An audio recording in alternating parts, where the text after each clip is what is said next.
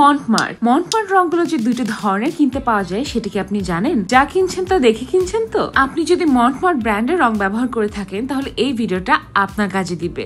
তো চলুন, global variant এবং চাইনিজ ভেরিয়েন্ট। জি হ্যাঁ, মন্টমার্ট রঙের দুটো ভেরিয়েন্ট পাওয়া যায়। দুটোর প্রাইসই এক, কিন্তু মানের দিক থেকে আসলে কোনটা ভালো আজকে আমি আপনাদের বলবো মন্টমার্ট ব্র্যান্ডের গ্লোবাল ভেরিয়েন্ট এবং চাইনিজ ভেরিয়েন্টের মধ্যকার পার্থক্য নিয়ে। প্যাকেজিংটা দেখে আপনি শনাক্ত করতে পারবেন। আপনারা দেখতে পাচ্ছেন যে গ্লোবাল ভেরিয়েন্টের উপর ইংলিশ লেখা এবং চাইনিজ ভেরিয়েন্টে চাইনিজ লেখা। মন্টমার্টের এই অ্যাক্রিলিক পেইন্ট গুলো কিন্তু এভাবে সেট হিসেবে কিনতে পাওয়া যায়, আপনারা ভালো করেই জানেন। আমি এখানে চাইনিজ ভেরিয়েন্ট এবং গ্লোবাল ভেরিয়েন্ট দুটোই খুলে আপনাদেরকে দেখাচ্ছি। ভেতরের টিউব গুলো দেখে আসলে বোঝার উপায় নেই।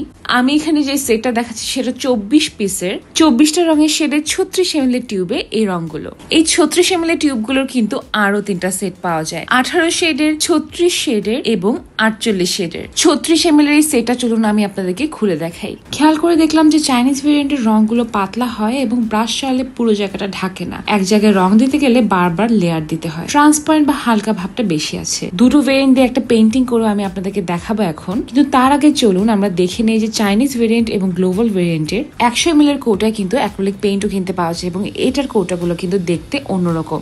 বিভিন্ন শেডে কিন্তু আপনি এই অ্যাক্রিলিক পেইন্ট গুলো কৌটায় কিনতে পারবেন 100 ml করে। এটারও দুটো ভেরিয়েন্ট আছে, আপনারা দেখতেই পাচ্ছেন, এবং চাইনিজ লেখাটা দেখলে আপনি বুঝতে পারবেন যে আসলে ওটা চাইনিজ ভেরিয়েন্টের। শুধু 100 ml নয়, আপনি কিন্তু 300 ml এর বড় কোটা কিনতে পারবেন। এটারও চাইনিজ ভেরিয়েন্ট আছে এবং গ্লোবাল ভেরিয়েন্ট আছে। আপনারা দেখতেই পাচ্ছেন চাইনিজ ভেরিয়েন্টের উপরে চাইনিজ লেখা থাকে এবং গ্লোবাল ভেরিয়েন্টে সুন্দর করে ইংলিশ লেখা থাকে, আপনারা দেখলেই বুঝতে পারবেন। এবং এই 300 ml এর কৌটাগুলো কিন্তু অনেকগুলো শেডে কিনতে পাওয়া যায়। শুধু তাই নয়, 12 ml এর ছোট সেটও আপনি পাবেন যেখানে কিনা অ্যাক্রিলিক পেইন্ট থাকে চাইনিজ ভেরিয়েন্টে এবং গ্লোবাল ভেরিয়েন্টে। এখানে যেমন 12টা শেড আছে সেরকম 18 শেড, 24 শেড এবং 36 শেডের সেট হিসেবে এগুলো কিনতে পাওয়া যায়। এবং ভেতরে আপনারা দেখতে পাচ্ছেন সুন্দর মতো সিল করা প্রত্যেকটা রং। এবং আপনারা যদি অল্প পেইন্টিং করতে চান তাহলে এটা কিন্তু বিগিনার হিসেবে বেশ ভালো হবে। আমি একটা পেজে সুন্দর মতো দুটো ভাগ করে একই পেইন্টিং আঁকবো, কিন্তু দুই পাশে দুই ধরনের রং ব্যবহার করে। এক পাশে গ্লোবাল ভেরিয়েন্টের রংটা ব্যবহার করে, আরেক পাশে আমি চাইনিজ ভেরিয়েন্টের রংটা ব্যবহার করে আঁকবো।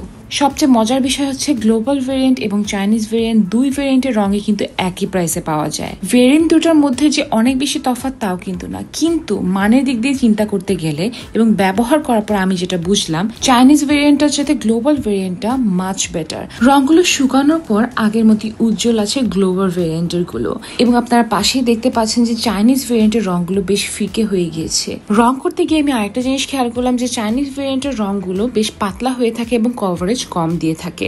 বেশ কয়েকটা লেয়ার দেওয়ার পরেই সেগুলো উজ্জ্বল হয়। আর গ্লোবাল ভেরিয়েন্টের রংগুলো অল্প ব্যবহারের মাধ্যমে বেশ ভালো কভারেজ দিচ্ছিল।